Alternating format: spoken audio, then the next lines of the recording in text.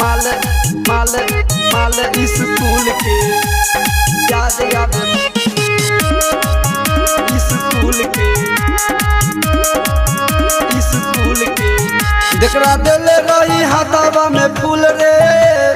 फूल रे फूल रे देखरा देले रही हाथावा में फूल रे इ त याद आवे माल स्कूल के इ त याद आवे इ त याद आवे इ त याद आवे माल स्कूल के तू तो कल रोल भोरावा में फूल रे फूल रे फूल रे तू तो कल रोल भोरावा में फूल रे यरवा मिले खाती अब हम पुल पे यरवा मिले खाती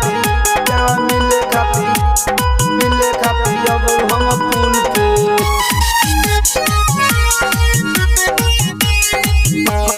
माल माल माल स्कूल के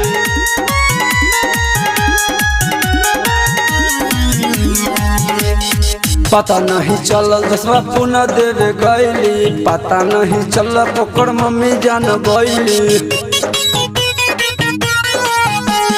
पता नहीं चलल दसवा फूल देवे गईली पता नहीं चलल ओकर मम्मी जान गईली तू तो फोन करके कहा मिलम पुल पे पुल पे पुल पे तू तो फोन करके कहा मिलम पुल पे इ त याद आवे माल स्कूल के इ त याद आवे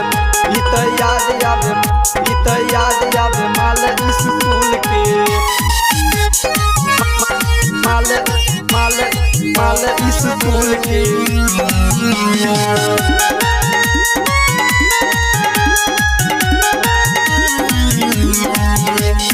लोकरे चक्कर में उम्र 40 के हो गईली चौक चौराहा पर पापा से पिटैली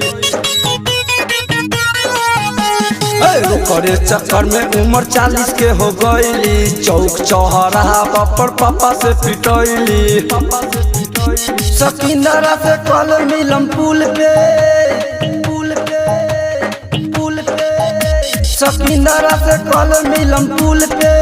इ त याद आवे माल स्कूल के इ त याद आवे इ त याद आवे इ त याद आवे माल स्कूल के।